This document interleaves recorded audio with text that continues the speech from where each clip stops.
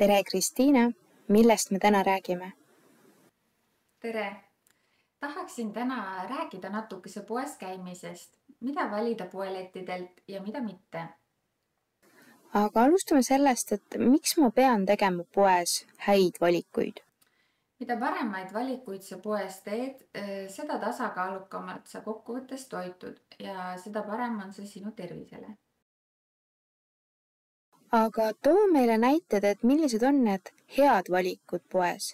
Et mida ma peaksin eelistama ja mida ma peaksin valima? Tasakaalustatud toitumine algab paremate valikute tegemisest. Näiteks sa võiksid karastusjoogi asemel osta vett, šokolaaditahvli ja saiakeste asemel hoopis paar puuvilja. Kas süüa nüüd tohibki ainult tervislikke asju ja mitte midagi muud?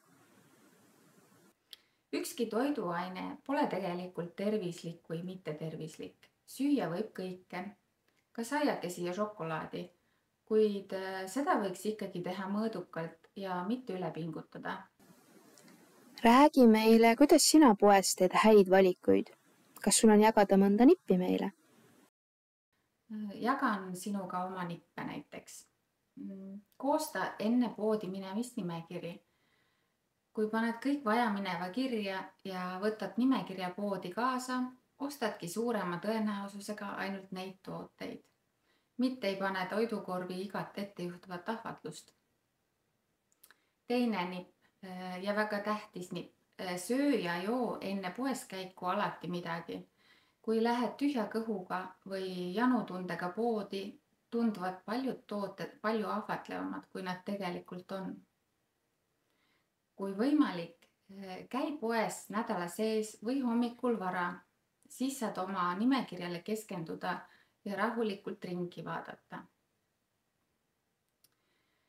Ja viimaseks nipiks on, et ära mine soodukate peale hulluks.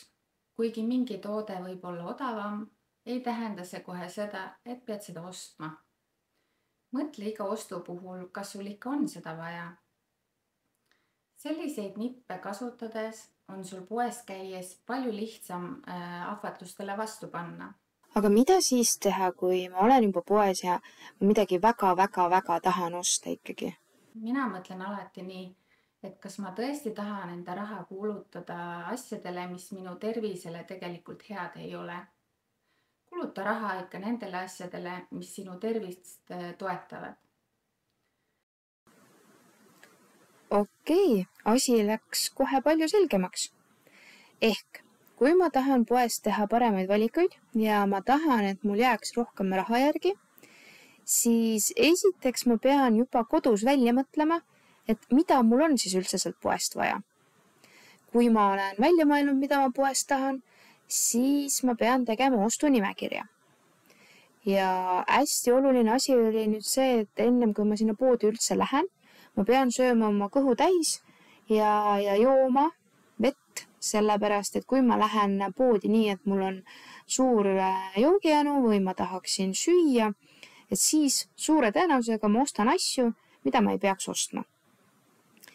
Ja ma võiksin minna poodi siis, kui seal ei ole väga palju rahvast ja on rahulikum, sest siis ma saan oma ette vaikselt otsustada, et mida ma tahan osta ja mida mitte. Ja kui mulle tundub poes, et ma ikkagi tahaksin midagi väga osta, mida mul ostunimekirjas ei olnud, siis esimesena ma pean mõtlema, et kas mul ikkagi on seda väga vaja. Ja teine väga oluline küsimus, mis ma pean siis iseendale esitama, on see, et kas üldse on mu tervisele hea või teeb see hoopis halba mu tervisele. Kristiina, me olemegi jõudnud oma vestlusega lõppu.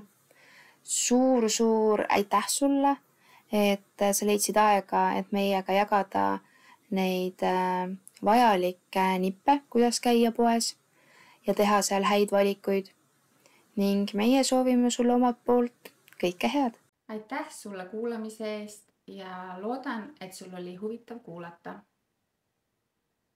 Tervislikumate valikute tegemist sulle!